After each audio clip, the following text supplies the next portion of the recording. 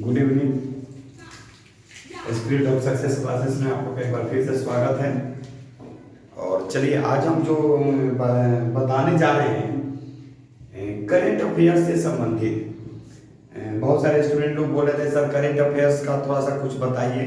तो देखिए current affairs में आपको कुछ टॉपिक आप कभी भी एग्जाम देने चाहिए, उन सभी टॉपिक को आप एक बार आराम से देख लीजिए और आप एग्जाम में चले जाइए। करीब करीब 10-12 टॉपिक ऐसे हैं जो हमेशा एग्जाम में आते रहता है। तो वो टॉपिक कौन कौन सा है सबसे पहले देख लीजिए। सबसे पहले अगर हम एग्जाम देने जा रहे हैं तो नोबेल के बारे में कि नोबेल पुरस्कार किसको दिया गया, यानी नोबेल पुरस्कार से संबंधित जो भी बातें होंगी किसको दिया गया, फिजिक्स के लिए, केमिस्ट्री के लिए, बायोलॉजी के लिए, मेडिसिन के लिए, साहित्य के लिए, शांति के लिए, अर्थशास्त्र के लिए। उसके बाद यानी आप अगर 2021 के शुरुआत में अगर आप जा रहे हैं एग्जाम देने तो 2020 का देख लीजिए, क्योंकि अंतिम समय में इसकी घोषणा की जाती है। अक्टूबर में घोषणा की जाती है, दिसंबर में दी जाती है। उसी तरह आप ग्रैंड स्लैम जो चारों जो ग्रैंड स्लैम है उसके बारे में देखकर चले जाइए। जैसे अभी 2021 में ऑस्ट्रेलियन ओपन हुआ तो ऑस्ट्रेलियन ओपन देख लीजिए, और स्टार्टिंग में अभी एग्जाम है तो आप पीछे का भी देख लीजिए 2020 में कौन ग्रैंड स्लैम विजेता, विजेता बहुत जरूरी है। अब आजकल ट्रेंड जो है वो चेंज हो चुके हैं, वो कहीं ना कहीं अब विजेता के बारे में भी पूछ दिया जाता है कि जैसे अभी एग्जाम्पल देख लीजिए कि ऑस्ट्रेलियन ओपन जो विजेता रहे नोवाक जोकोविच, तो 2021 तो हराए किसको, तो हराए जिसको हराए होंगे मेदवेदेव हैं रसिया के, पूरा नाम आप देख लेंगे।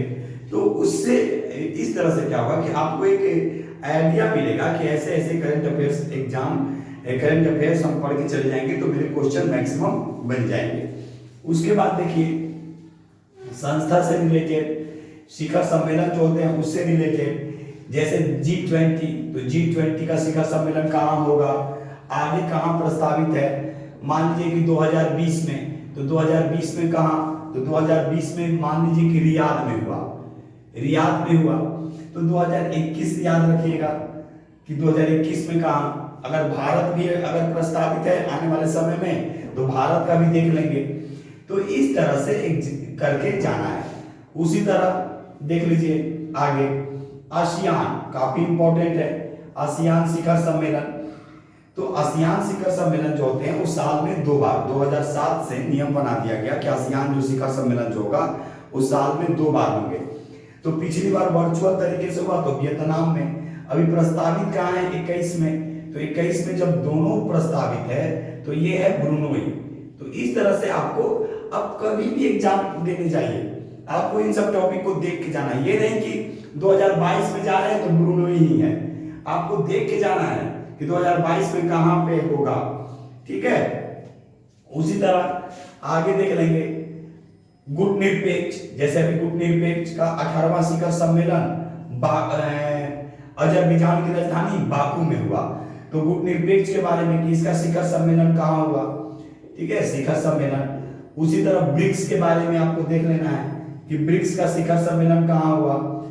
ब्रिक्स कहने का मतलब ब्राजील, रसिया, इंडिया, चाइना, साउथ अफ्रीका। तो इसके शिखर सम्मेलन कहाँ है, तो अभी 2020 में जो हुआ वो ब्राजीलिया में हुआ। तो 2021 में कहाँ प्रस्तावित है, तो 2021 में भारत ही में प्रस्तावित है, यानी भारत इसकी अध्यक्षता करेगा। देखिए करेंट अफेयर्स पे अगर आपका कमांड हो गया तो कहीं ना कहीं मैक्सिमम क्वेश्चन आपके लिए एक बोनस टाइप से हो जाते हैं, प्लस पॉइंट हो जाता है, क्योंकि ट्रेडिशनल चेंज नहीं होंगे लेकिन करंट अफेयर्स चेंज होंगे। लेकिन अब करंट अफेयर्स पढ़ने का भी तरीका क्या है, तो ये सब टॉपिक से हमेशा एग्जाम में पूछते हैं। जैसे अभी आईपीएल संपन्न हुआ तो आईपीएल ये कौन सा संस्करण है, तो आपको याद रखना है कि आईपीएल का ये जो संस्करण है ये 13वां संस्करण था। कहाँ हुआ, तो भारत से बाहर हुआ, उस जगह का नाम देख लीजिएगा, ठीक है। कौन जीता, तो मुंबई सबसे ज्यादा 5वीं बार जीता। हराया किसको, तो ये सब सभी चीजें आपको माइंड में सेट रखना है कि जब भी कभी भी हम एग्जाम देने जाएं तो इन सभी चीजों को देख के जाना है। क्लियर?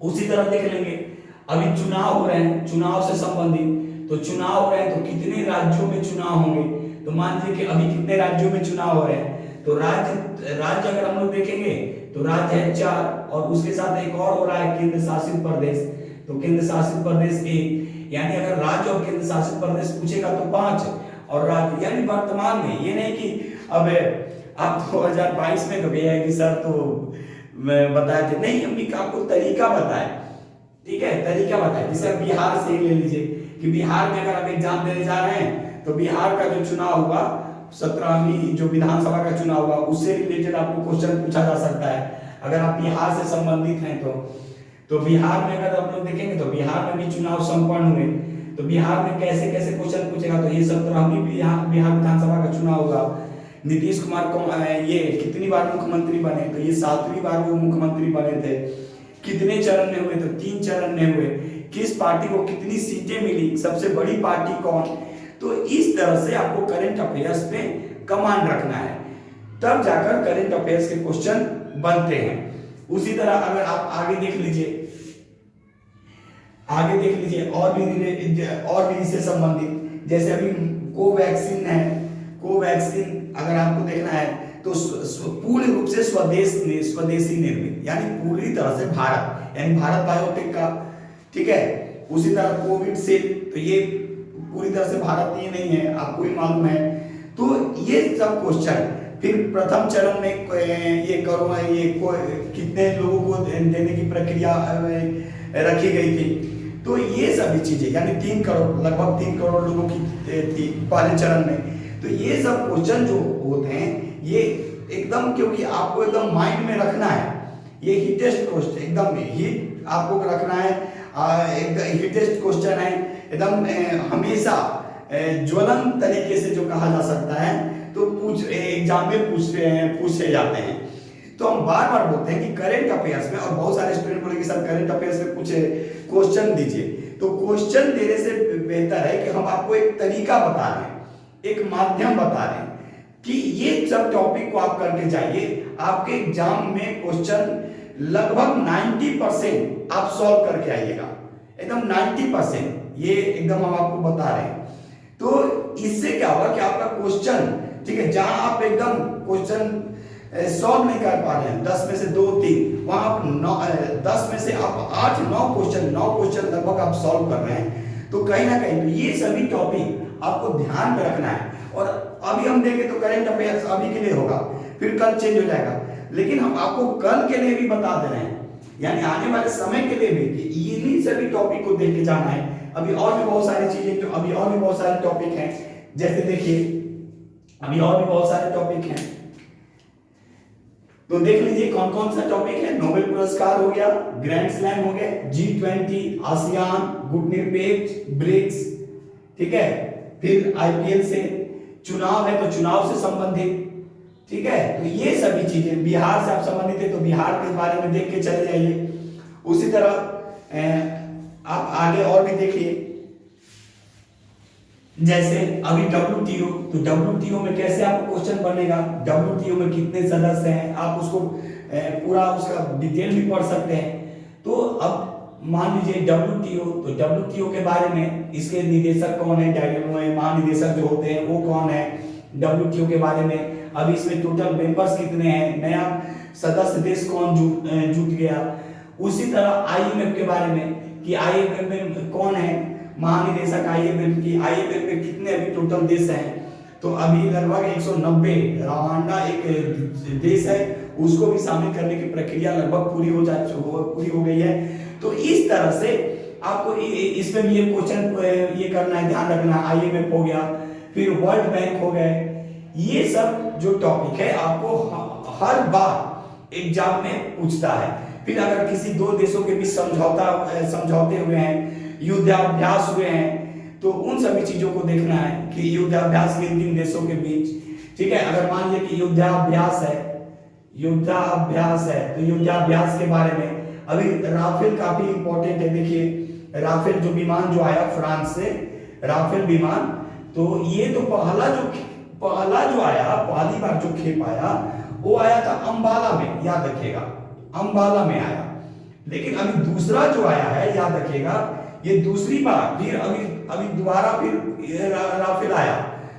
तो ये जो दोबारा जो आया, तो याद रखिएगा ये जामनगर में इसको ये किया गया, उतारा गया।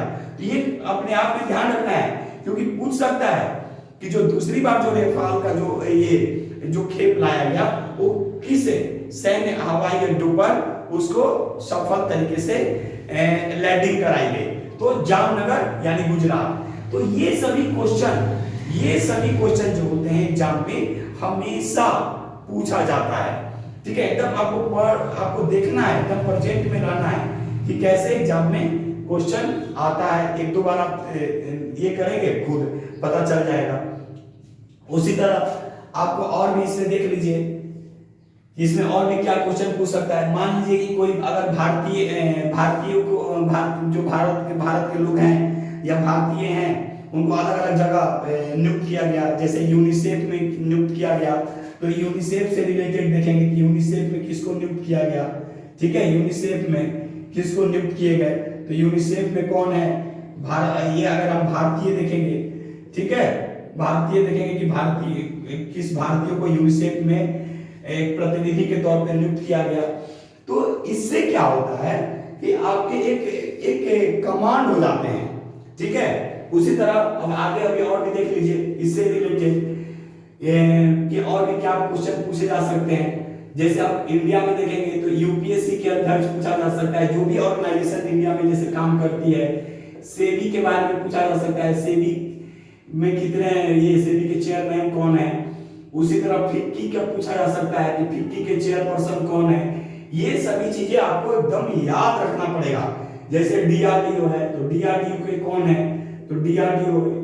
तो ये बार बार हम बोलते हैं कि अभी हम तो बता देंगे, ठीक है भाई, कि चलो सेबी के कौन है या यूपीएससी के कौन है, यूपीएससी के पीके जोशी बता दिए, लेकिन कल के डेट में चेंज हो जाएंगे तो पीके जोशी तो नहीं रहे ना। तो ये मेरा तरीका था, ये मेरा तरीका है कि भाई कम से कम आपको इस तरह से बताया जाए ताकि कल के डेट में आपको दिक्कत नहीं आए और इन सब टॉपिक को आप देखते हुए एग्जाम में चले जाइए। लगभग 19-20 टॉपिक ऐसे हैं जो हमेशा एग्जाम में पूछा जाता है, ठीक है, हमेशा एग्जाम में पूछा जाएगा ही, एकदम आप लिख लीजिए इसको।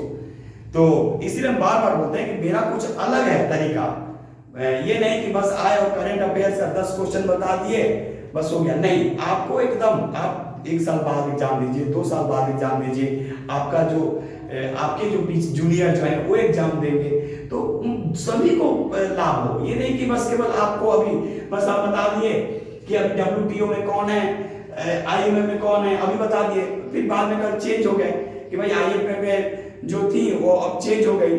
तो इस तरह से नहीं, क्योंकि आपको एक लॉन्ग टर्म, ठीक है, लॉन्ग टर्म के लिए बताया जाता है ताकि आप उस पर कमांड कर लीजिए, ठीक है। उस पर अगर आप कमांड कर लेंगे तो फिर आपको दिक्कत नहीं आएगी। और ये सब तो कोई भी मैगजीन होगा, आप उससे आप ले सकते हैं, आप सर्च कर सकते हैं, नेट से सर्च कर सकते हैं कि, क्योंकि मेन टॉपिक होता है और टॉपिक आपको हम बता दिए कि टॉपिक जो टॉपिक हुए उस टॉपिक में हम लोग ये कर लिए कि कौन कौन करंट अफेयर से टॉपिक पूछे जा सकते हैं, ठीक है।